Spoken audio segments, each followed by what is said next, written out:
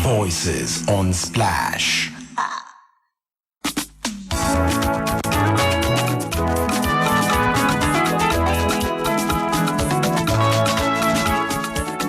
If you check your time right now, the time is 9 minutes gone past 9 right here on Splash 105.5 FM, the Integrity Station. We're glad that we informed you, honorable listeners, that we will be hosting the Executive Governor of Oyo State here in our studio. And we're so glad that he obliged us and is here with us in the studio live and direct. And we're glad on behalf of Splash FM, the founding chairman and the executives at the station, to welcome warmly the Executive Governor of Oyo State, Senator Abiola Ajimobi. Your Excellency, sir, welcome to Splash FM. Thank you. I'm happy to be here, but I'm disappointed that the guy, Edmond Obilo, that spoke to my people to invite me, for which I cancelled many appointments to be here, is not here. To me, that is disrespectful, and I take exception to that. We apologize on his behalf, and Splash FM is apologizing for that. Thank you for being here all the same. My name is Oluwaseun Akinola, and my colleague is here. My name is Michael Olatunbo. So together we shall be having a chat with the Executive Governor for your state. So let's start on this note. We'd like to congratulate you for your re-election to the saddle of the leadership in Oyo State at the second time, and for breaking that jinx of being the governor once again in the state. Congratulations, sir. Thank you very much. To God be the glory, and I particularly thank all the people of Oyo State for giving me the opportunity for the second time, which is a reaffirmation of their confidence and satisfaction with our first-time performance. And I believe this is history in the making, and for which I'm particularly grateful to God and to the people of the state. During your first time, you affirmed that you had a tripod policy of restoration, transformation, and repositioning based on the identification of states' hierarchy of needs. If you look at that achievement, how would you assess it on your own as if you fulfill those three tripod that you started your administration with 2011? I think I'm happy to say that the tripod on which we platformed our administration has been very successful. And I think we started with the issue of restoration. What is restoration? Restoration to us is bringing back all the monuments, all the monumental achievements of our previous leaders, and particularly the father of the progressives, our late sage, Chief Obafemi Awolowo, where he made Oyo State first in virtually everything. First in education, in which the state at that time was part of the Western region, and which benefited us, where the state had the first university in Nigeria, which made us the intellectual capital of Nigeria, where the state built the first tallest building, the Cocoa House in Nigeria, where the state had the first television and radio station in the whole of Africa, even before France and some other European countries, where the state had the first stadium, the first of many things, and where the region at that time even produced the foremost educationists, scientists, legal luminaries, and so many others. So I believe we lost that.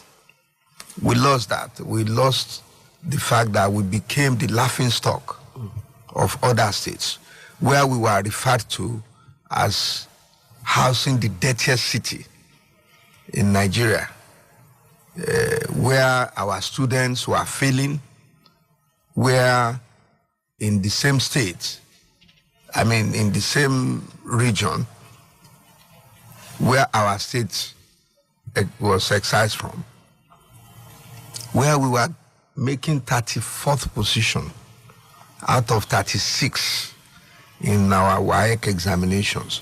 So where the infrastructure dilapidated, deteriorated, where above all we were seen as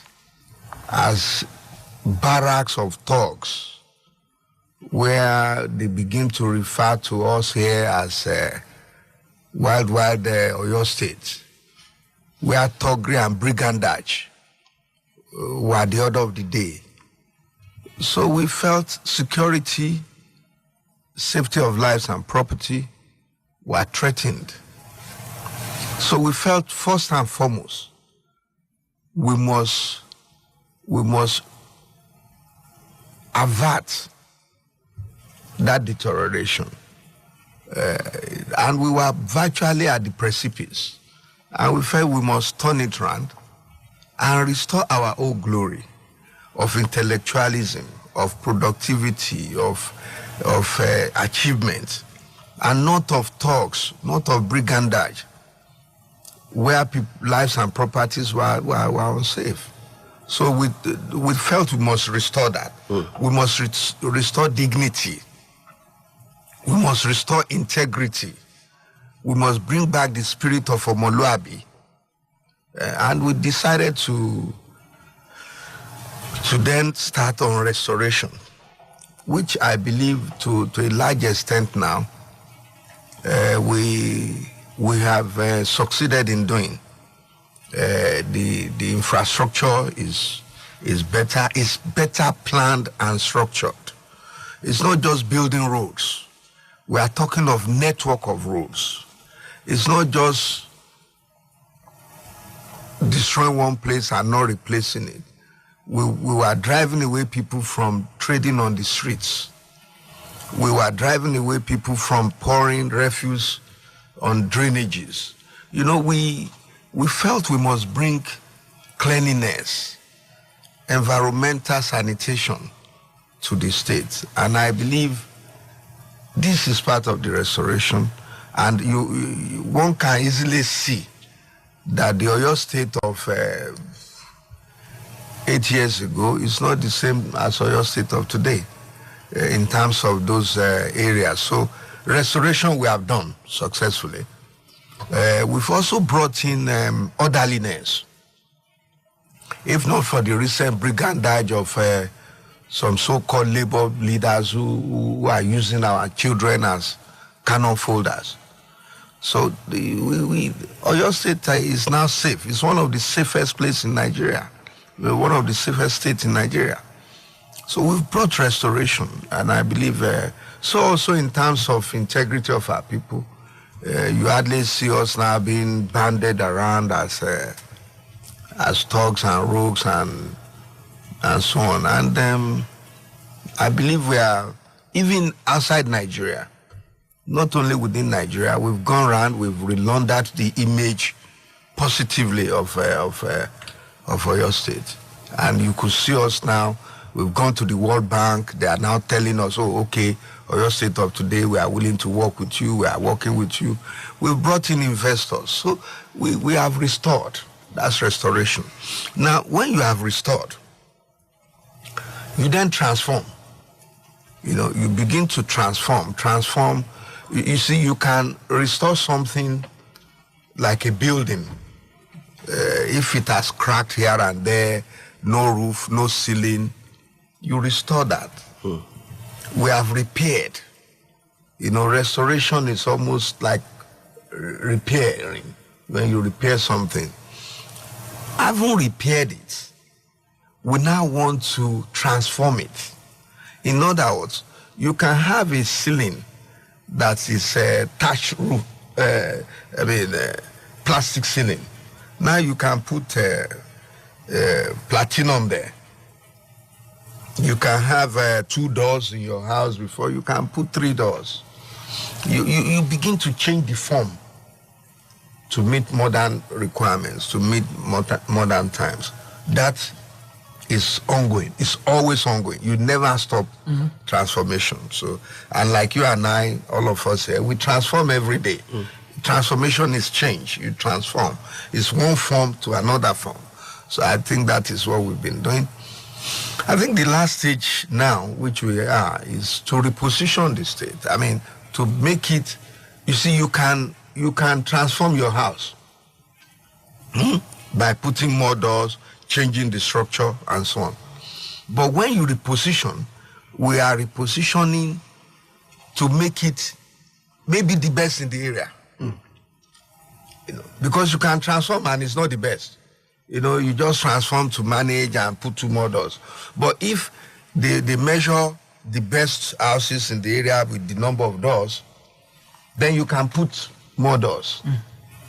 So we want to transform the state to be the best or one of the best among the committee of states. And that is what we mean by. So I believe successfully we're on track.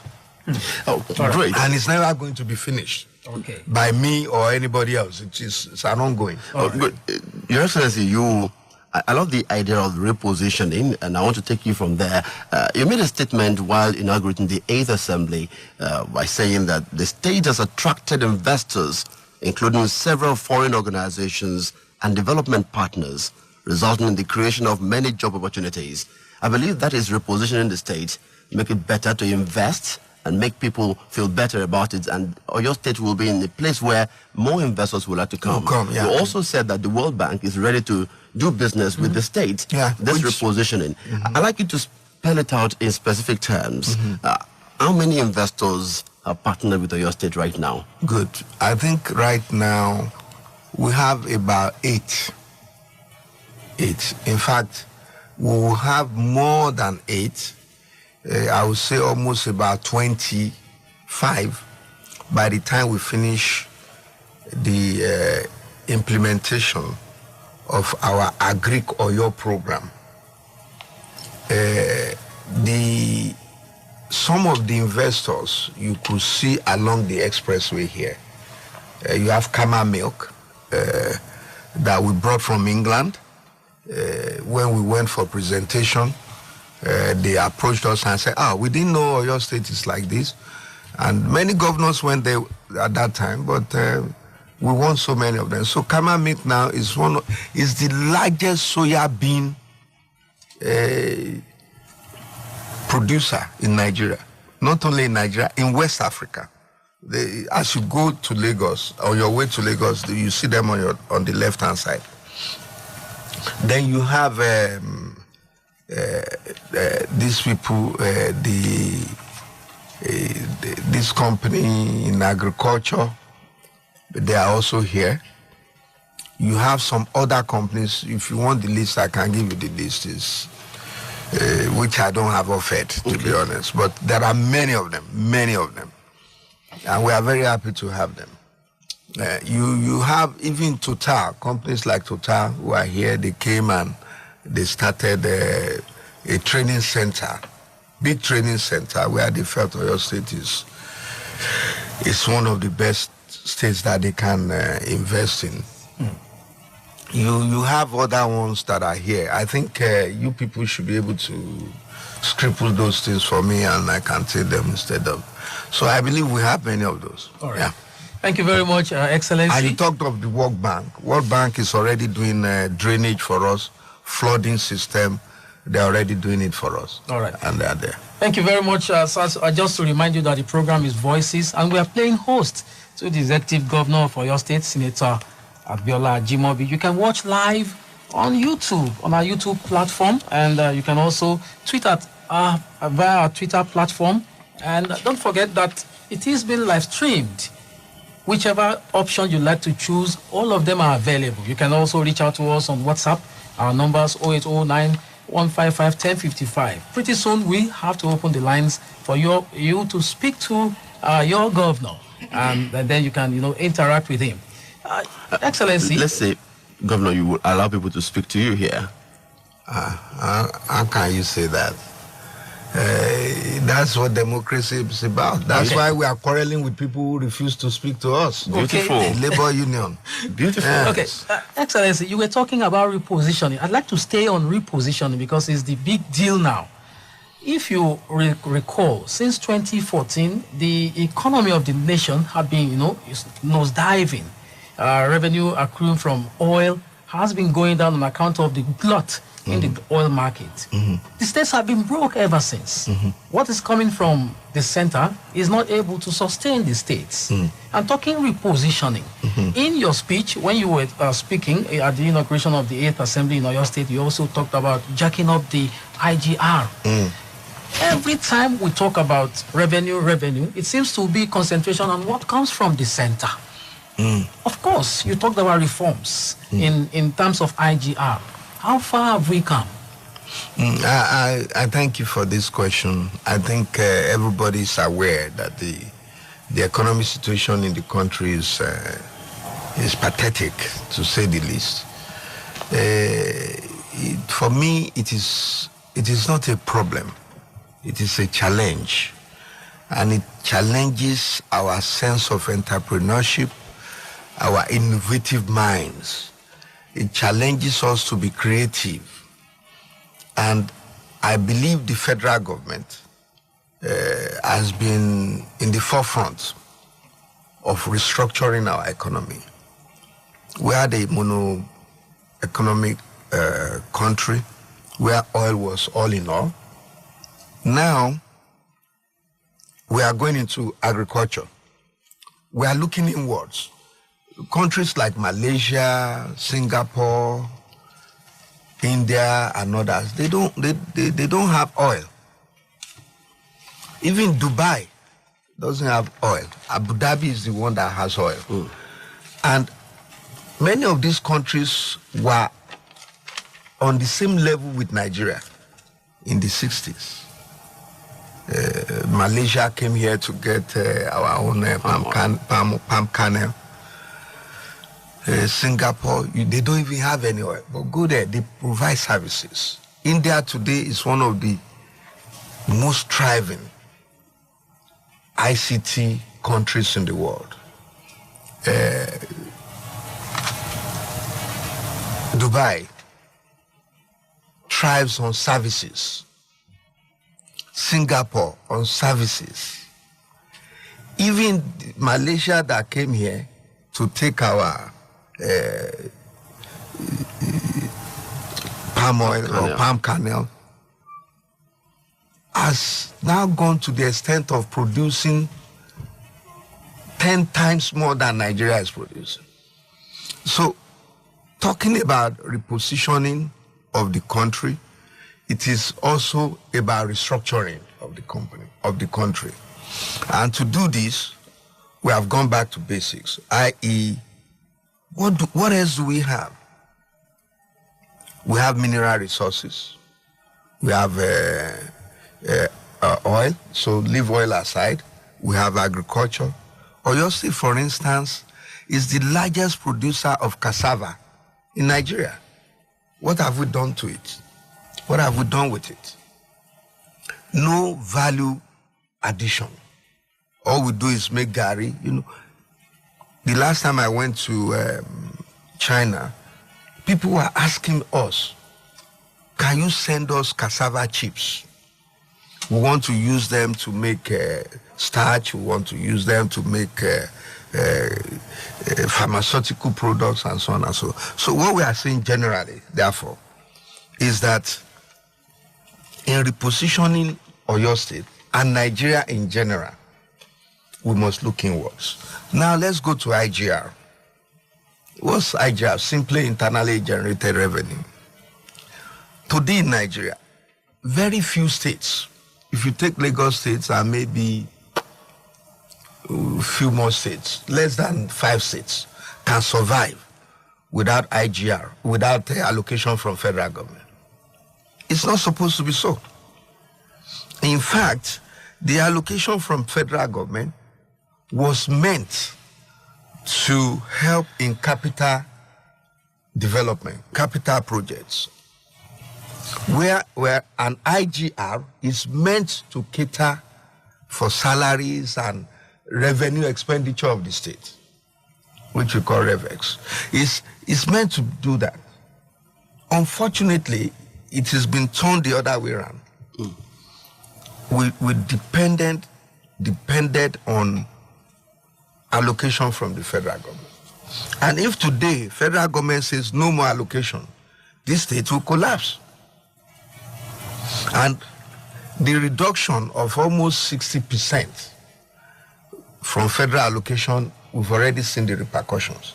We are unable to pay salaries and wages. Pension, we are unable to pay. Even federal government, part of the pension that they used to give us as support base, they have withdrawn it. They withdrew it since 2010. So you now see the effect on us. And we used to earn about 5.2 billion from federal government, sometimes 4.5, but within 4.5 and 5.2, which is almost equivalent to the salaries of our workers. Today we are receiving about 2 billion. This last one we received less than 2 billion. Some states who borrowed money received 60 million. Some even got 6 million. Oyo State didn't borrow so much. In fact, we had less than 5 billion borrowing, whereas some states had 70. That's a lot of borrowing and grants. So what we are saying is Oyo State, we manage. Now that management is paying off because our federal allocation is still in the neighborhood of 2 billion and above. Sometimes, except for the last time that was less than 2 billion. Therefore, we must look inwards and increase our IGR. How do we increase our IGR? One, by blocking loopholes, fraudulent activities, making sure we don't have ghost workers, making sure that we have taxes collected where they are supposed to be collected, making sure that people who are supposed to collect are not stealing the money, making sure that they do not collude with taxpayers, industries and banks. And we've seen all this. People are colluding. People are stealing money of government. You've seen them? We've seen them and we are going to prosecute them. Have you been able to block the holes now? Many. We are blocking many. Okay. But again, it's like this room. You can try your best to make sure air doesn't come in from outside, but one way or the other, air will come in. There is no country or no state or organization that is 100% fraud-free. We will get to name and shame these people. Oh, yeah. You just wait and see. But I just hope that when I'm doing that, you people won't come around to complain again that Ajimobi is now...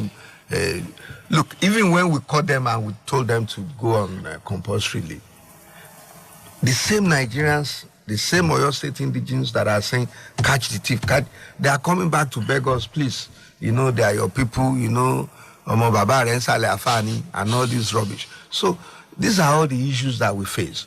So you have the civil service, you have many of them that are very good, very honest, very committed, but you have a reasonable percentage that are bad, that are constantly stealing, defrauding government. You have, recently we did the BVN, bank verification number exercise. We saw some workers that are earning, a worker earning the salaries of 8 other workers. In Oyo State? In Oyo State, 11 other workers. They've confessed. They are with the police. So when you are saying there is no money, government is this, government is that, the people working there are also contributing to the problem. And that's the problem of Nigeria. And the moment you try to make a difference and change it, people start going on strike. They start going around on streets telling lies about the government. I mean, this has to stop. Your Excellency, we will be looking at three broad areas: agriculture, education, and governance. When we come back from this momentary break, stay with us. We're still hosting the executive governor for your state on the program Voices, and Voices is the state of the nation. Stay with us. You're very much welcome back. It's still Voices, the state of the nation, and it's Splash FM. We're playing host to the executive governor of your state, Senator Abiola Ajimobi. Before we went on that break, Excellency, we're talking about IGR. You talked about plugging and collection and monitoring. The banks now have helped us to create collection centers. We've started with enumeration of houses. Most houses are not paying tenement rate, particularly in the what I call the middle upper class areas. For services, many people are not paying. We are doing refuse collection and so on. It's free. Everybody, it's not going to be free anymore. So we shall be making money from it. We shall ensure that taxable adults are taxed. Even the informal markets, we are talking to them. The associations will help us. So generally speaking, we are expanding our tax net in order to ensure that we increase our IGR. Are you going to increase tax? No, we are not increasing tax. We are just making sure we collect taxes. We collect them. You see, if you expand your tax net, it will. So many people are outside that tax net, and I believe that we should be able to bring them in.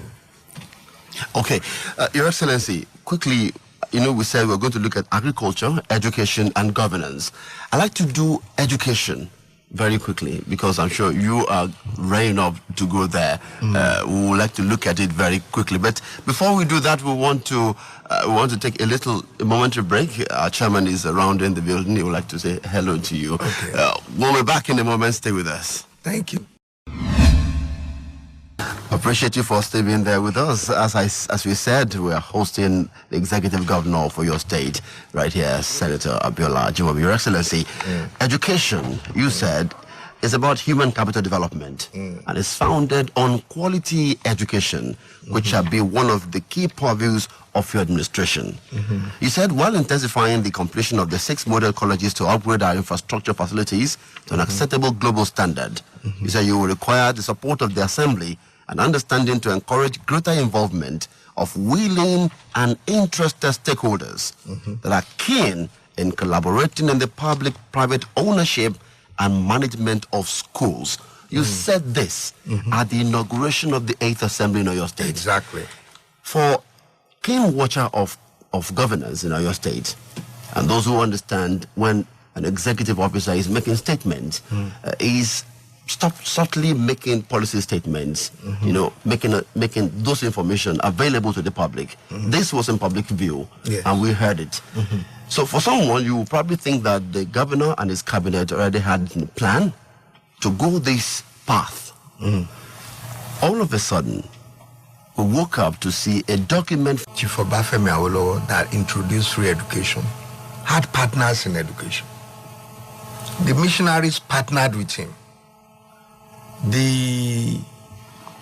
Even during his time, when it was free,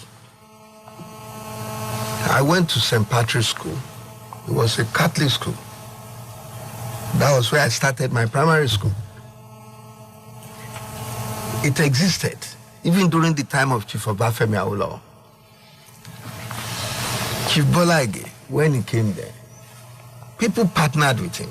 When he was even, I think, 1982, when he was opening Kutai Grammar School also, he made mention of all the community efforts and the partners who donated money. And if you remember, in 1975 was when they took over, when they cancelled and took over all these schools. Experience has shown that deterioration setting. Therefore, at the time I was making my speech, which I still stand by, we already indicated that we'll be seeking partners to work with us. These are willing partners, and they are saying, look, government, you cannot do all these things alone. Let us support you. And I remember that even when Chief Bolaige was doing the opening ceremony of the Kutayi Square I mentioned, he even referred to, analogically, saying that you need every part of the muscle, of your muscles, to carry load to the head. Education is not government business alone. Education is the business of everybody. Parents, teachers, right from home, we are educated about civic responsibilities, about how you behave.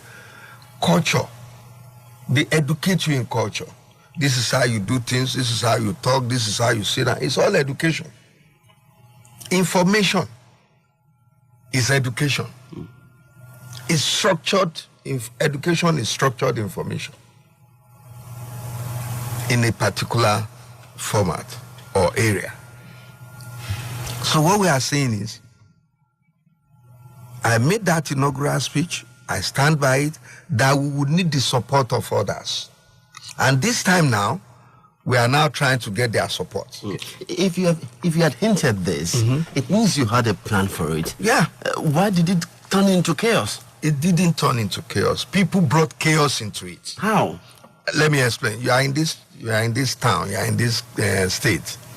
The first issue is we had a summit. We had a summit, education summit. 2012? 2012. Okay. And a lot of people made contributions. These are educationists, renowned, international. And then we said, okay, can we begin to implement them one by one? There were those that didn't have to do with human beings. You have like 3-4 legs of in education. You have the infrastructure.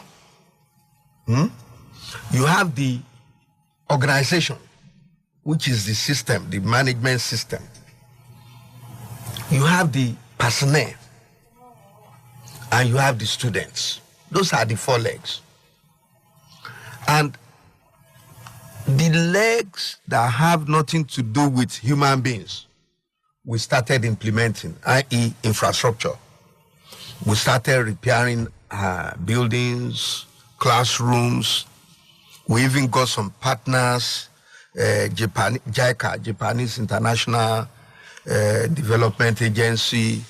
They came, they helped us in building classrooms, modern day classrooms. We brought in some other development partners who gave us books. We got in some people who gave us equipment, laboratory equipment. These are all cooperation from people from outside. Are we going to say no to them since they are helping us? Nobody heard of this because they are infrastructure. They are not human beings. The next thing, we said, having started with our infrastructure, we introduced model schools. Some people came and said they can build it for us and we pay later. We pay later. And these model schools, those people now came back and said, we could not finance it. We have problems. We said, we didn't plan for this. Okay, can you wait till the next budgetary period, which they waited, and now we have given them money, and they've gone back to work, and they are now working. If you go to all our model schools now, you see it's moving. Go to Mokola near Premier Hotel. It's going well. If you go to Sabatu along Bashorun, it's moving. You go to Okeogun, they've started there. So what we are saying is, People now came, started helping us. Then when it got to the issue of human beings, we now felt, look, why don't we discuss with people? We found out that when it comes to students, what can we do? We now went to the University of Ibadan and asked the lecturers there to help us with our students. Mm-hmm. And then, what are they doing? We said, some of these teachers don't come to work. Some teachers do come to work only Mondays, Wednesdays, and Fridays. Some teachers come only Tuesdays and Thursdays. Many of these teachers, their own children, they don't go to those schools. They don't go to public schools. We know teachers who have children opposite the public school. We know schools where teachers take their children to private schools in the morning before they resume in the school in our schools. We know all these. We know teachers who don't even come to work at all. We know those who will come in for 1 hour and go away and disappear. So what we are saying is, we felt that for students, we got UI to help us. They started inspecting schools. After that, we now said, okay, gentlemen, we now want to go into the management of schools. You know, we are dealing with the infrastructure of schools. Organizations. We are dealing with the students by ensuring that many of these students, you know, some we give uniforms to, even personally we give uniforms to them. Then we now say, what's the next one? Management of the schools. And we found out, Oyo State today, we have 631 secondary schools. We have 14,675 teachers. We have 436,000 students. And we said that, look, gentlemen, we can't pretend that things are not right. Our students are not doing well. Like I told you, when we came in, the first result that came in, which was taken before we came in, but the result came out when we came in. Oyo State was 34th position. Okay. Out of 36. It's a state where they started free education. Then we now said, okay, what do we do? All those little things we were doing helped us. The teachers who are inspecting, monitoring, using UI to do. Then we are doing extramural studies. We are reducing all sorts of things. We brought discipline and so on. What do you have? You now have the next stage, which is, what do we do? All those activities we did brought us from 34th in 2012, 2011, to 14th position in 2014. But currently, Oyo State is 26th. Yes, that's it. So we kept saying, look, you can be doing all this. If you don't complete the process, you have a problem. The process must be completed, and that is restructuring the management of schools. Okay. Many teachers don't go to work. So we now said, okay, can we bring in new management? It is in line with our policy statement that I made when I was inaugurating the assembly. The last leg of our policy is that of restructuring the management of school. And then we now ask people to come and contribute. Don't forget, there was a time we introduced 1,000 naira per student. Okay. You know, that time, the Parents Teachers Association and others were all contacted. They spoke to them individually and as a group. And they suggested, we have the tape recording, they suggested that we should make it 3,000. Some parents said, because they are not paying, students are not serious and they are not monitoring their students, their children. One woman even got up to say, he saw one of the children and said, are you not going for exam? He said, Mutilo no Ajimobi, Mutilo she don't wear. That the woman said she felt bad. That therefore there is nothing wrong in introducing something, a token, which they said 3,000. I said no. Or your state is spending 55,000 per child. That's our budget. That's the total cost per child. In 2013, we devoted 30% of our budget to education. It was the highest ever. But as we are spending, you just see that the schools are there. You cannot even complete and repair all of them. If out of 55,000 per child, we now say you should pay 1,000, 2,000, 3,000, even 10,000, that's your child, my brother. That's what parenthood is about, parenthood. Okay. So let me finish. It's not okay yet, please. I'm now saying these children and their parents and us and you, we all have responsibilities. Okay. Finally, we are now saying in the restructuring, can you bring in everybody for a meeting?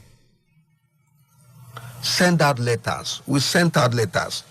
This is a copy of the letter we sent to the labor union. They acknowledged it. And they said, where is that copy now? Just 1 second. Because this is an opportunity to tell my own story. This is a copy of the letter which we gave, which was acknowledged by labor, inviting them for the meeting. What are we saying at the meeting? Just come for a discussion. You see, when you make policy statement as government, the implementation of it, you must carry people along. Okay. It's a democracy. So we said, okay, invite the labor, invite everybody, and we invited them. Come for this meeting, let's discuss the modalities. The principles are already there. But how does it work? If we say we want people to cooperate with us and partner with, how? We have 5 options, which we gave. And we said, come and discuss the merits and the demerits of those options. And they refuse to come. If you refuse to come, we are not even angry. But don't come and disturb the people that are ready to come. Don't come and damage government properties. This is what we are saying. So we invited them. You now said, do we think there was a mistake? In all sincerity, at the conference we had, I called everybody and I said, what was the mistake we made? Oh, they say you should have discussed with us before you called this meeting. I said, we are calling you to discuss what we want to do. We are not telling you we have formed our opinion or we have done this or this is the program, just come and sign. No. And don't forget, between you and I now apologize to the people for their own misunderstanding of our own intentions. They said, oh, you shouldn't have asked for 250,000 for those that are interested. We said, look, gentlemen, I don't want to give excuses. I believe we are right to have asked. It's you who translated it to mean that we are selling it. There was nowhere in this paper where we said we are selling schools. So nowhere. Ajimobi is not selling schools? Not at all. I mean, you are a very enlightened person. The two of you are speaking very good English, educated, enlightened. Read for me where we say we are selling schools. Read one paragraph, one line that says we are selling schools. tell me. We never said we are selling schools. But you know, Yoruba will say, the person who doesn't like your song or who doesn't like your face will badly translate your song. And tí o bá ní ṣe tèèyàn, tí o fẹ́ràn èèyàn, kò tẹ́ bá kọrin, kò ní gbé bẹ́ẹ̀ ṣe kọ́. Let them show me one line. And this is the problem in Oyo State. People are sometimes mischievous. They enjoy rumors. They enjoy innuendos. Can you imagine people say Ajimobi is buying the schools? Some even say I'm selling schools to Tinubu. Some even said my wife is buying school. Why would my wife buy school? What does she want to do with a school? My wife has a school for the underprivileged, free. They are staying in the house, nursery. We built a place for them. We are taking care of them. Daughters and sons of mad people, abandoned children, motherless children. We are doing it quietly. Nobody is making noise. So what we are saying is, let them show me one line where I said we are selling schools. I now apologize to them. I said, look, you said because we asked for money, that if you are interested, children who do exams in school, don't they pay money for forms? Does that say all of them will pass when they pay money? No, it's a way of raising money. Oh, if you are interested in partnering with us, pay something. But the fair, Your Excellency, is that if they invest 250,000 as an entry point and they eventually get to partner with you, that is going to be some kind of private investment. No, that's your own translation. That's the feeling. No, that is wrong. It's a wrong feeling. Make it right. That's what we are doing. That's why we are explaining. Your Excellency. But does that make it right that if we have invited you to come, you will not come? Let's even say you have the right not to come. Who gives you the right to come and destroy government property? Who gives you the right to come and beat people, beat them up? You people are not saying that. Who gives you the right to go to schools and take children of other people and put them on the street as dogs? What if there was a problem? What if they killed some of them? Maybe through accidents or whatever. You people are not talking about that. Splash FM condemned that on our talking point. You should. We condemn that. And how do you expect those children to now grow up? They are just remove their uniforms, and they are thugs. You might as well say they are NURTW. What is the difference between them and the NURTW that we banned? And these teachers, they are now saying that they are teaching. What are they teaching the children in school? You people should be talking about that, for God's sake. And some of them have children in schools. Did they go to their own children's school? Nigerian Union of Teachers, they have schools. Did they go to their own school to bring out the children there? They have private school, Nigerian Union of Teachers. And then you are now using other people's children as cannon folders. It's wrong. It's immoral. Okay. And we should condemn it. All right, the program is Voices, We State condemn of that. the Nation. We condemned it vehemently on Splash FM here.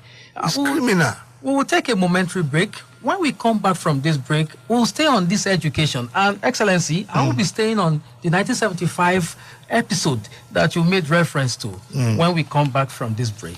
Thank you.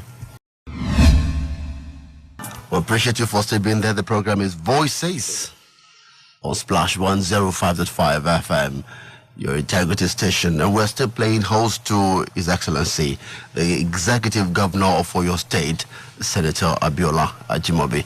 Your Excellency, thank you for being here. Thank you. I'm happy to be here. Thank you. We'll move on with the issues. I'm sure my colleague has some other areas he wants to look at on this matter, but we want to focus on the way forward. Okay, before we go on to the way forward or solution to this quagmire that we have found ourselves, Excellency, in 1975, Yes. when the schools were withdrawn from the missionaries and private owners, the Edict 14 of that 1975 says the owners charged exorbitant fees and did not give quality educations to students. School buildings were of substandard structures. Unqualified teachers were employed. Teaching and learning materials were inadequate, while classrooms were overcrowded. You just gave us a similar picture. When you came up, you said in 1975 there was no structure, there was dilapidation and the rest of it. This situation has not changed. So why are we going that way again? Now, what I'm saying, therefore, exactly what you read out as stated in 1975 applies today. Those were private owners. In this case, it is government that is owning the schools. Okay. Now, let me now ask you the question. With the government owning the schools, are they different from that of 1975 when they took it over? That must be an acceptance of failure. Yeah, that's what I'm saying. It has failed. On the part of government. Yes. Wow. I wasn't the government in 1975. Neither was I in 1985. Neither was I in 1995. Neither was I in 2005. Neither. So we are talking of a span of 40 years. So I'm now saying that, which I say all the time, the first question is, are we happy with the situation of our schools today? Are we happy with the performance of our children? If the answer or the answers to both questions are no or yes, we are not happy, what do we do? Are we going to fold our arms or what? And I'm saying, gentlemen, in terms of infrastructure, government cannot meet all the expenditure. In terms of personnel, teachers, we still need more teachers today. I told you we have 14,000 plus teachers, almost 15,000. We still need more. Can we afford them? Even those we have, we are not paying their salaries regularly. What do? Do we like the quality of the teachers we have today? No. I went to secondary school. The English language I'm speaking today, I learned from secondary school. I want you to meet some university students of today. You'll be shocked. Education has deteriorated. But it's not only the fault of teachers. It's not only the fault of students. It's not only the fault of the infrastructure, but also the fault of management. So we are saying, can we all come together and discuss it? That's all. Let's discuss it. Let's put it on the floor. And what we are saying is, simply, even during the time of Chief Obafemi Awolowo, he was there. Even during the time of Chief Polage, he was there. People cooperated with government. And we are saying now, many alumni associations, Government College, Ibadan Grammar School, Loyola, everybody, they've been coming to us to say, give us these schools, we will run it well. And you trust them to deliver? We must try. What we have is not working. If Yorubas will say, Oshati Obagbeyan, okay, do we stay where we are? We must try. And we are saying, can we all come together? You know the interesting thing, even when we came together last week, the Muslim society that people felt was against this, they were supportive. They said, look, gentlemen, why don't you turn it into community schools? Let all of us in the community, bring in Christians, bring in Muslims, bring in Babalawos, anybody you want to bring. Let all of us come together. Let's be running the schools. And let government be giving us subsidy. Fantastic idea. These are the things we are saying we want. So we are not saying we know it all. We are just saying, look, number one thing is that these schools must change. The whole structure must change. We cannot continue like this. Let's come together and discuss them. Will teachers lose their job with this process? We need more teachers. And we even gave the option that if you don't want to go to any school where we are partnering with people, stay with us. Because we need more of them. But the teachers that will lose their jobs are those who don't come to work. Okay. There are teachers who go to Agbeni to sell food. Okay. There are teachers who take their own children to private schools in the morning. I know teachers who have schools, private schools opposite their schools, and their children go there. So when you say will teachers lose their job, no. Why would they lose? We need more teachers. All right. We've given them options. But I want teachers to school. Your Excellency, I'd like to move from that point of teachers to labor very quickly. And don't move to, please, forgive me. Even the schools, out of the 631, Yes. how many are we talking about? It's less than 30. People are not even, those who are showing interest are not more than 30. Let's even say they are 100 out of 631, for God's sake. I mean, what is the problem? Your Excellency, we are probably going to find your water. We'll find that over. Yes, because you see, when you look at those people who went on rampage, destroying things, Okay. there are no workers there. The workers are not on rampage. It is only these labor union leaders who work for the workers. Are they not workers? They are not workers. They don't work with us. They are private companies. They are working for the workers. You know, they are the labor leaders who are professional labor leaders. They don't work for the workers. Are you getting? Did you see any worker there? Look, this is the photograph. I'm showing you. This man here is a youth leader of Accord in Ibadan North. Are you with me now? This one here, this one is a youth leader in Accord.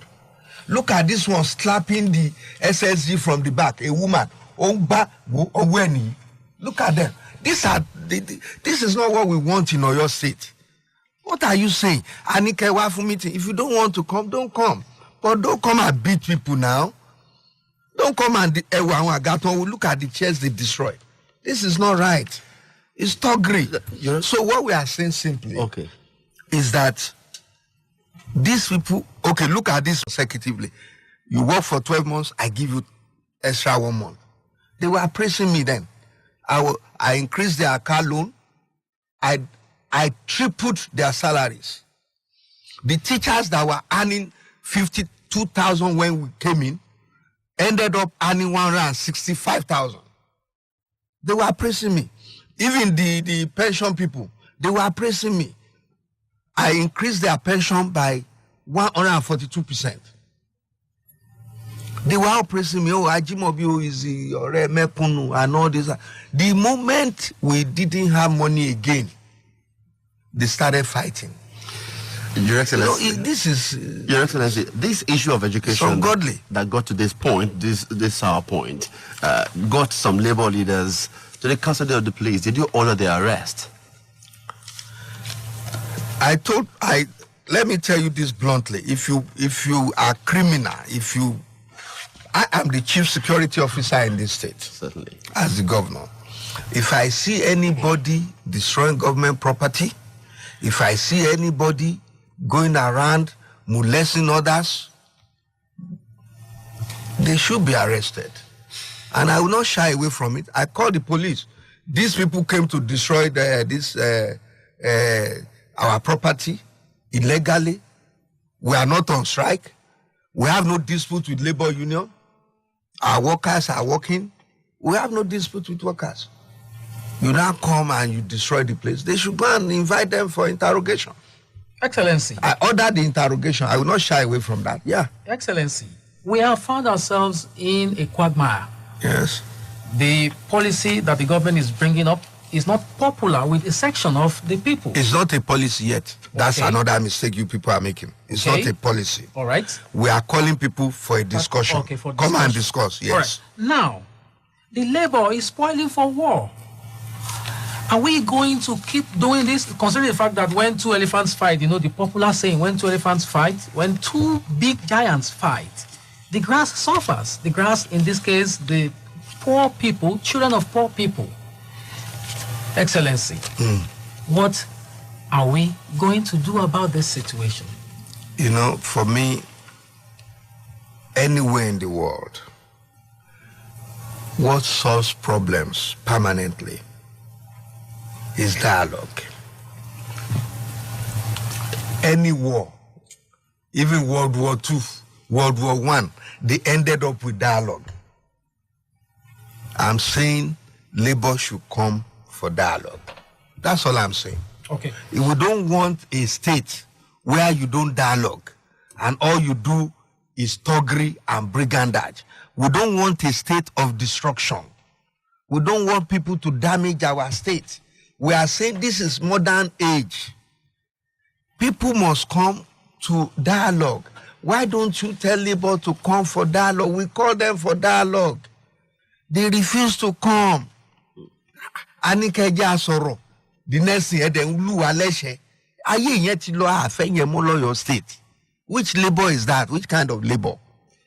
And you are saying labor, labor, labor. It's only few people. The workers, they are not fighting with us. Workers are sitting down, they are working.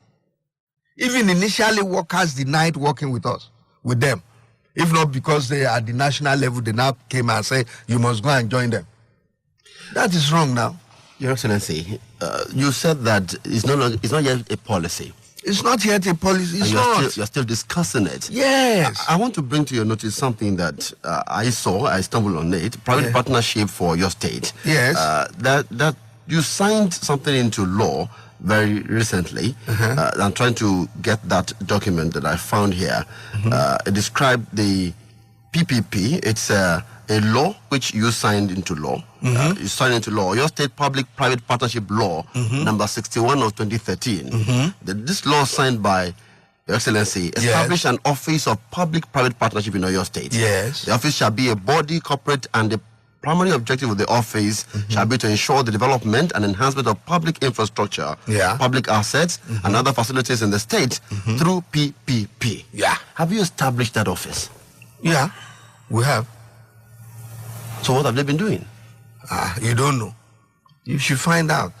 Firstly, they are the people bringing in many of the investors we are talking about. Okay. You see, PPP. You see, PPP just means simply democratizing enterprises, relationships, and investments. That's all. Participation. You see, we are not a socialist government. We are saying, even in roads now, in many countries, government no longer build roads. They don't build roads again. They call people, come and build the road. Be charging toll gate. That is PPP. Even Ibadan, Lagos-Ibadan Expressway was awarded based on PPP. Many roads now, anywhere people take toll gate, is PPP. You go to the whole of America, London, anywhere, even in Lagos, in Nigeria, everywhere. There are things now, government cannot do them again. I think the problem we are having here is that people don't understand that government cannot do everything. That all of us must come together. PPP is a beautiful idea. We are saying education should no longer be left to government. Government is not a nanny. Government is not houseboy or house girl. You yourself must also show interest in the development of your children.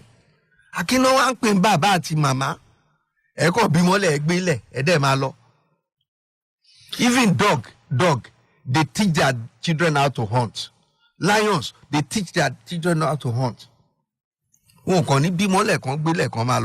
we are saying now is everything.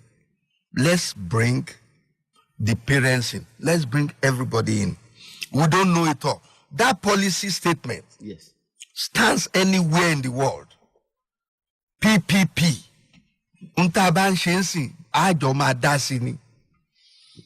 Okay, I would like to notify members of the public that the platform becomes yours at 10:30. We'll be entertaining questions from members of the public, and we'll be using all our platforms, even including WhatsApp. The number for WhatsApp call or for WhatsApp comments as well as call is 0809 155 1055. And you can also call 0805 699 8678. Don't forget, our Twitter handle is very much alive. I've seen a lot of questions on the Twitter handle right now. A lot of them. Before we go there, Excellency, schools are closed at the moment. And when will they get back to work? When you consider the fact that private schools are in session and they are going to be sitting in the same examination, that could bring some level of regression. Once the labor union agrees that they will not go and be using the children to be breaking houses and government property. Once they say that, that's all. Because we don't want the children exposed to dangers. We felt that it was dangerous for them to be going around the street, and we had to close it. You see, another thing you should know, please, is that you too should be talking to these labor unions and others. There are ways to behave in a society. It's not by destroying things. You know, these children went around destroying government property. Do you know that? All the railings we did on the road, they destroyed them. How do you want those children to grow up? Meanwhile, you are not using your own children. You are using other people's children. You are teaching them thuggery. So we are saying, when do we open schools? The moment we are comfortable and the labor assures us that they won't use our children again. Okay, on Twitter, Taufik Adeleye says, Your Excellency, can Oyo State government boldly publish the funds utilization of school levy that was given to students? Thank you, Taufik. Currently, we have been able to, we expected that we'll get about 1.2 billion naira from the 1,000 naira. Yeah. As usual, parents in Oyo State don't want to pay. They only paid 600 million. We wanted 1.2 billion. We got only 600 million, 50%. Some of these parents have refused to pay the 1,000. The 600 million is still there. We have not touched it because students are still in school. The moment they are on long vacation, bam, we start. It's for rehabilitation. Okay. So we have not spent the money at all. Okay. Now on salary, somebody also is already putting it here. He said that the 6 months salary, Your Excellency, what is going to happen to it? I am going to build it up from here. You said on this program today that the revenue that the government is generating is about 1.5 billion. I didn't say 1.5. You've added to it. 1.4 billion. Between 1 and 1.4 billion. I said about. Okay. It varies. I said about. About is addition. Okay. Why didn't you say about 1 billion? 1.4 billion. And then 2 billion coming from the Federation account. That is far cry from what the state will need to survive. Exactly. Is that going to be our reality for the next 5 years? 4 years? No, not 4 years. But I think it's the reality. I mean, our salaries and wages bill, I think will be around 5.2 billion. 5.2 billion. So even if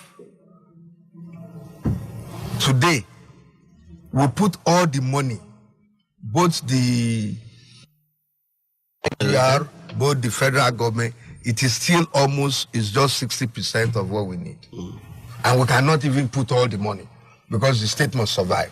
They didn't create Oyo State for only workers.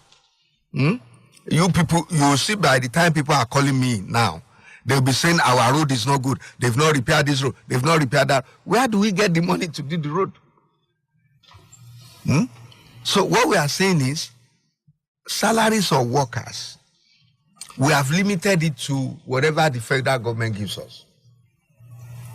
So every penny we are getting from federal government, 100% of it, which is meant to develop the state, we now say take the 100%. Let's be using it for workers. But it seems they won't get their salaries full. Okay, you are a good man. You are an intelligent man. Tell me, how do I pay them? Tell me, teach me. No, I don't know. Because what you see, you can't spend. Don't let's talk like we are outside. The money. Look at Bayelsa State. Bayelsa is an oil-producing state. When we get 2 billion, they get 10 billion. Their workers came to the government, to the governor, and they sat down. The governor said, look, this is the money we are getting now. What do we do? They agreed to be paid, taking 50% of their salaries. The workers said, I called them. I said, look at the situation. We have 3 options. Do we reduce you? We cut you into 50% because we don't really need more than 30% of you. Can we reduce you? They said no. Can we reduce your salary by 50%? They said no. Can I pay only the junior ones first? Those ones take little salary. Can we not pay them? And then whatever remains, we use it for you people who are taking big salary. They said no. So, I mean, what are you people? They are not, no, the workers are not willing to sacrifice. You must sacrifice. Once of your son, there's no food in the house. You are a big man, you have grown up. You are grown up. You are a big man, you are fat. Let your child that is growing up, that is small, he eats small food. Give him small portion. Whatever is left of the food, you can eat it. You as a baba now say, no, let's share it equally. There's no child here. No child, no father. Oh. That's what is happening. Your Excellency, great analogy. I'd like you to quickly also look at some other issues that people have been looking at, as it were. Are we saying that the state is helpless? We are saying that the state is going through difficulties and we are readjusting and restructuring to be able to overcome those challenges. Okay. And workers are saying no. Part of the readjustment is to say, look, our cost is high. In education, we're having problem. Can we let people help us? You are saying no. Okay. Your Excellency, it took you about a year or thereabout to send the names of your commissioners to the House of Assembly. Yes. And now the names are there for screening. And the excuse you gave to Oyo State indigents was that there was no money. Yeah. And it's a reality. Yeah. Now that you have sent the name to the House of Assembly, do we have money now? Good. God bless you. You know, that's the problem with you people. Have you heard the music of Obe? Chief Evidence Obe? Which one? You know, the man was going. He felt the kete was tired, the donkey was tired. He now helped, he carried his son. He said, look, my son, be walking. Carry this load. I will carry some. Let the kete regain the strength. Let's walk. And people say, you people, you are very stupid. You didn't you are walking and you are carrying load. Put the load on kete. The Baba turned around. He listened to the people. He now put the load on kete, the load on the donkey. And they were walking. And the donkey was really moving, reluctantly, very tired and so on. And the same people came back and said, do you want to kill the donkey? You are putting all the load on the donkey. That is what you people are doing. We are saying we don't have money. We will not appoint commissioners and all these political groups. I was using special advisors for a year and they were not paid, unpaid. I said, please, let's sacrifice. We don't have money in the state. They all came and they are working free of charge for 12 months. And people started saying, oh, it's against the constitution. You must employ a commissioner. I said, look, we don't have money. But I don't want them to turn around and say, I'm breaking the constitution. I then said, okay, let's send the names to I've cut the numbers from 23 that we used to have, now to around 13, 15. Yeah. No, there are 2 other extra ones that are not manning ministries, but they are there. No, to 15. And people are now saying, are you same people now? You are now asking me. And the same you people, when I say you people, it's not you per se. The public say, the politicians are the one taking all the money.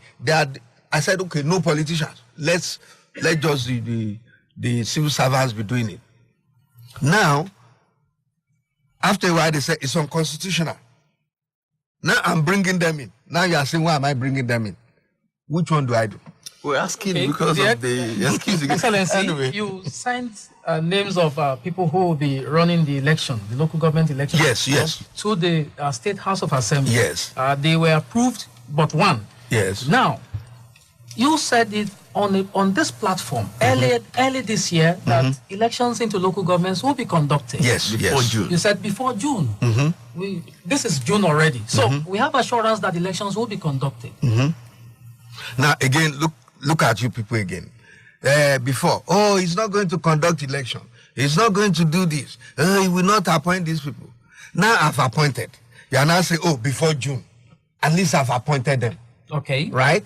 And, hey, gentlemen, there are times when you are talking, you are making plans, you are making proposals. It's based on any plan in this world. Is based on assumptions. And once the assumptions fail, you change your plan. Even God changes his plan. When he told Anobi Ibrahim, when that one was pleading that please give me a son, the moment you give me a son, I will sacrifice the son for you. God said, okay, it's a deal. And when the man now came at the appropriate date, appointed date, he now brought the son. I said, okay, I'm ready to slaughter my son for God, because we have agreed. And God looked at him and said, this is a good man. He changed his mind. He said, don't worry, don't kill your son again. So plans are plans based on assumptions, and they can be changed. Let's quickly go to Facebook. We have some questions that we'd like to allow members of the public to be part of this discussion. We'll open the line after one or two questions. Question. But we'd like to warn. The line is there already. We'd like to warn that Nigerians should be civil. This is not a platform for flogging personal vendetta. It's sacrosanct. Yes. It's sacrosanct. Please, let me say it again. That once you come on air, please straight to the point, ask your question. This is Shola Olono on Facebook. He said, sir, arithmetically, Oyo State has generated nothing less than 1.5 billion naira from public schools. But so far, nothing has changed in these schools. He said, unemployment is a big problem. What is your administration doing to engage graduates and non-graduates? So from the look of things, now that salaries are not coming, it doesn't look like the government will conduct any employment in the nearest future. I like to thank Shola. It's an intelligent question he has asked, but there were errors in his assumptions. Number one, we did not have 1.5 billion from schools. That's how people exaggerate sometimes, but it's good he's saying it so that we can educate him. We have only been given 600 million. We were expecting 1.2 billion. We only got 600 million. This 600 million is still intact until students go on vacation, and then we start spending it. So that we can repair the schools. Now, he spoke of graduate unemployment. We have just introduced Agric Oyo. Agric Oyo is a program that should benefit about 1 million people through multiplier effect. And how do they benefit? There are those that we have been talking to students, we have been talking to the unemployed, we did advertisement that people should come and apply. We are starting with minimum 10,000 hectares from different local governments. and then we will now bring in graduates. We will train them. We have gone to outgrowers, big farmers that can help us to train them.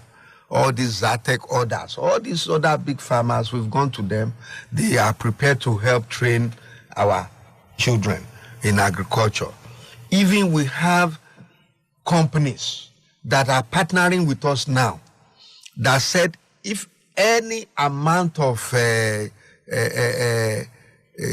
maize, no matter the quantity, they will buy them.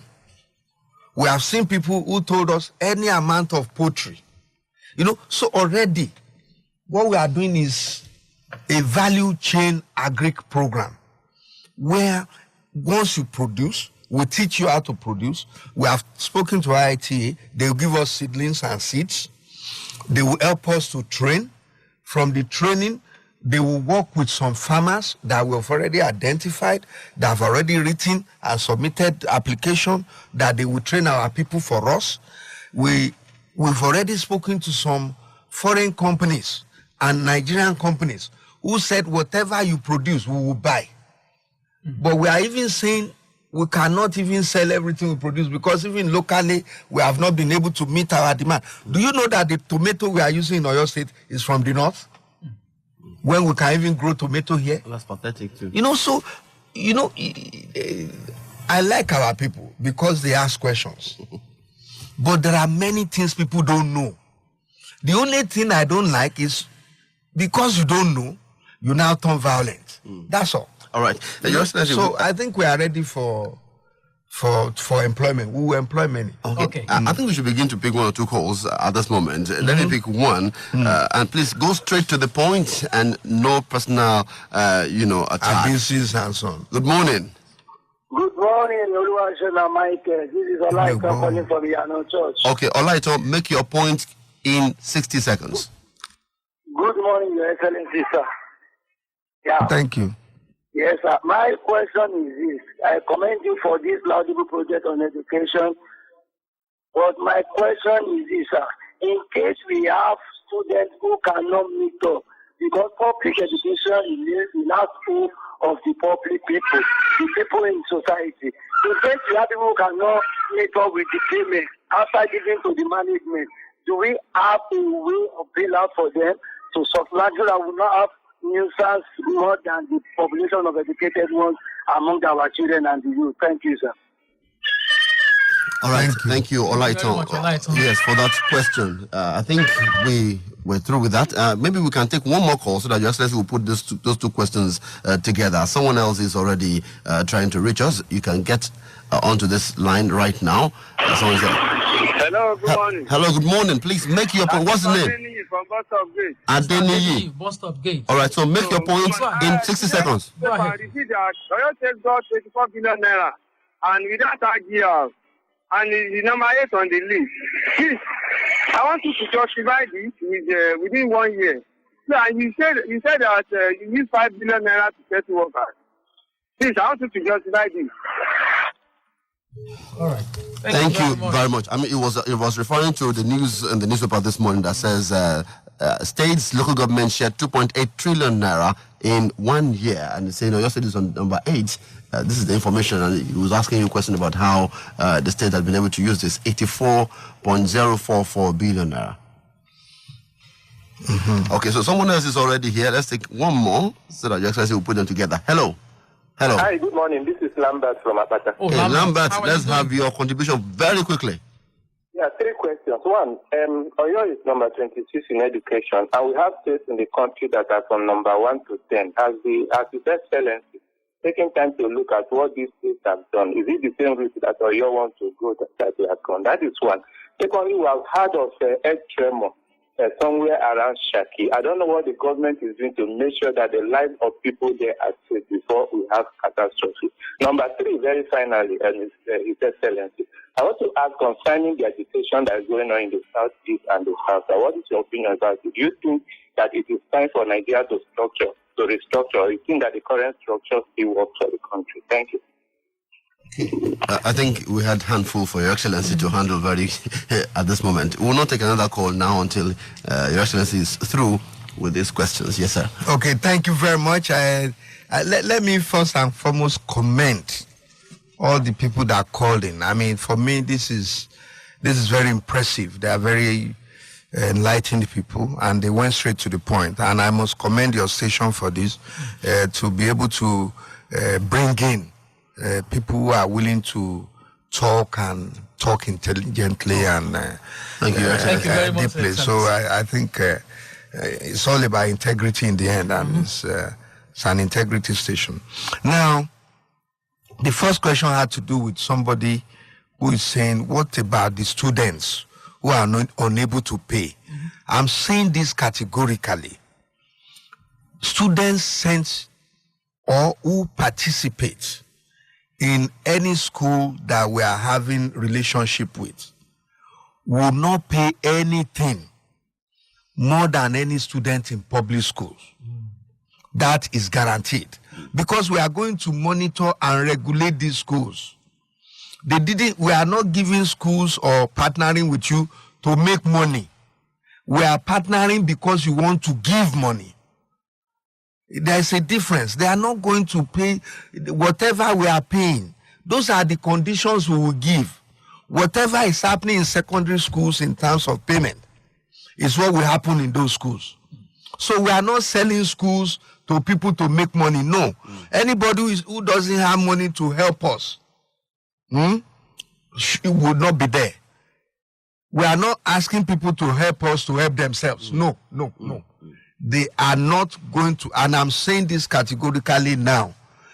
Part of the conditions for partnering, it's not that we are selling this school and you get there now, you turn it to Ewero, Juro, secondary school. No. It's still going to bear the same name.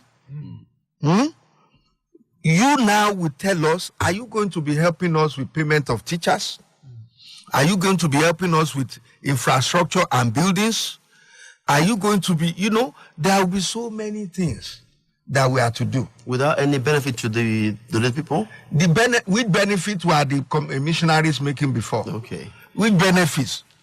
I mean, I don't know why you people are changing this. Society is moving from socialism to capitalism. There are, even in America, there are some things that are not into capitalism.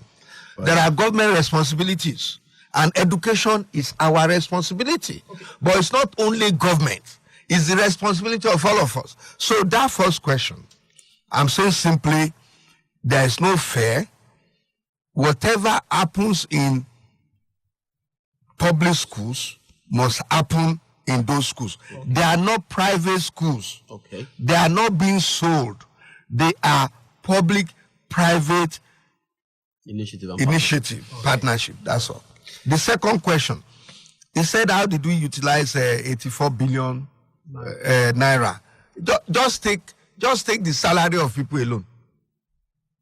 Even if whatever we've been given, number one, initially we were giving 80% of it to salaries. Now we are giving 100%. So if it's 84, we have spent 84 on salary. That's all. Number 3, the same person, good question. The next person now asked 3 questions. He said we were number 26 in education. Have we ever spoken to others who are number 1, number 2, number? Yeah, we have spoken to them. And don't forget, different areas have different peculiarities. For instance, in the South, Shell alone and other companies, they are sponsoring most of the schools. They are donating a lot of money. They are building them schools. Do you know in their secondary schools, they have computers, all the students. So they have more money than us. Oyo State, this list you are seeing here, some of them may not include, what do we call it, this extra fund that you get from allocation. Some of these South states, they are getting extra fund. When Oyo State was getting 5 billion, some were getting 28 billion. And there is 13% derivation. And you know something? Oyo State is about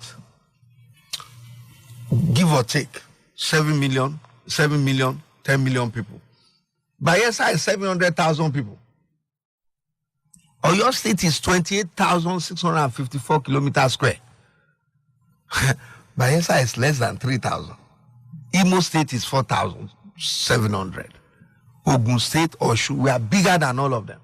So what we are saying is, the money we are getting, relatively speaking, is very small.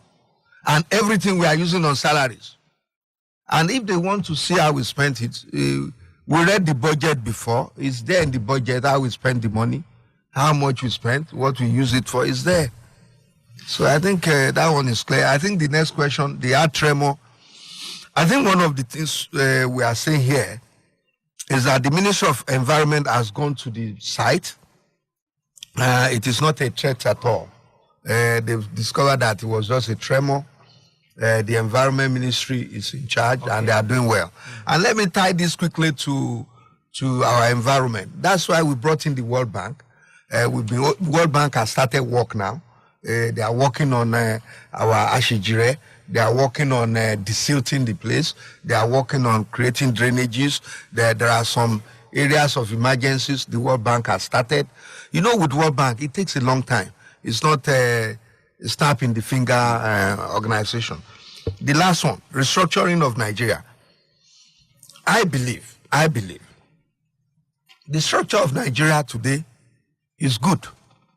It is the management of that structure that is a problem. And I believe that we should tinker with ensuring that the federal government must devolve more powers to the state. The federal government has no business in agriculture. It has no business in having federal roads. It has no business in education.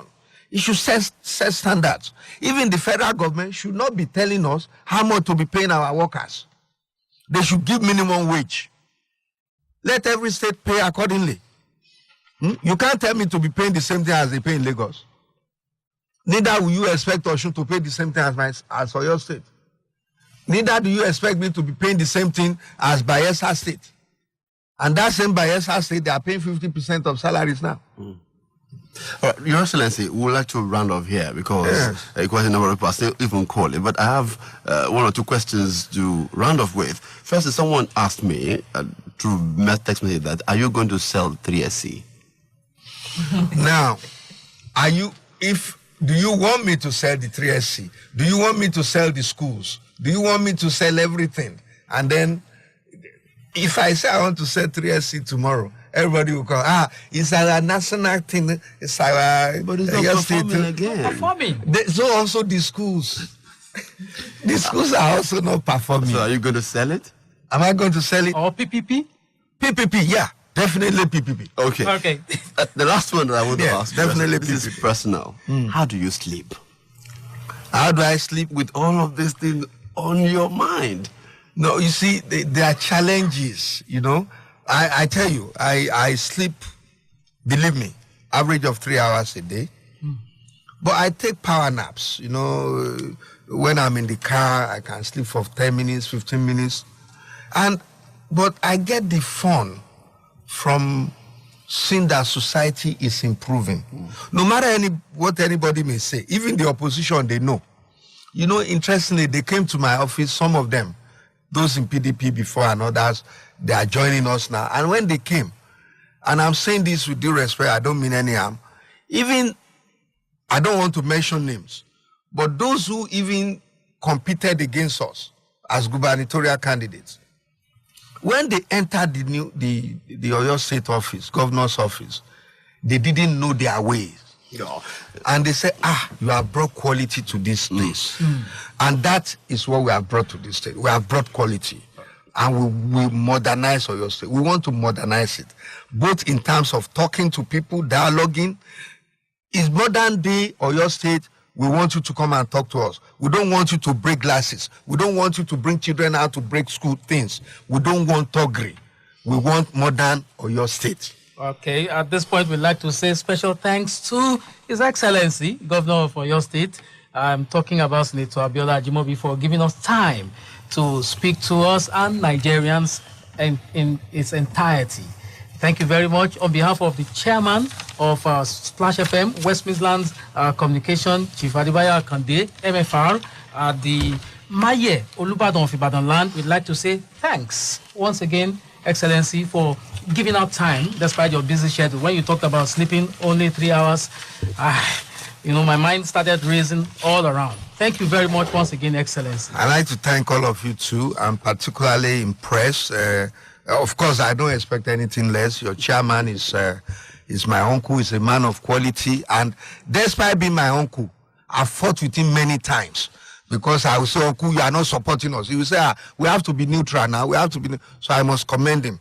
And all of you too, you spoke intelligently. And let us please educate our people. Oyo State is not the only state having problems of worker salaries. It's all over the state, except Lagos State. That's all. And maybe one other state. Everywhere we're having problems. And people are sacrificing. So I'm using this opportunity to appeal to our people. Let us sacrifice. I'm calling on labor to please let us be civil. Let us be a modern day labor. Let us not fight. Let us dialogue. Don't let's destroy government properties. Don't let's use our children or other people's children to fight our war. Let us talk. No war. But no criminality is going to be allowed in Oyo State. So the way forward, I'm calling on the labor. Please come around. Let's talk. We are ready for you. We thank you very much. Your Excellency, thank you for coming on the program. Thank you. We hope when you call on you again, you will oblige us. No, I will come. I mean, I told you it's my uncle's station. The only thing is I'm angry at Obilo. Tell him when you see him. Don't cut off the thing. No. I'm worried the public to hear. Obilo doesn't spare anybody. I'm not going to spare him. It's like my brother. We fight all the time, but fighting on the truth. He shouldn't have invited me and not appeared.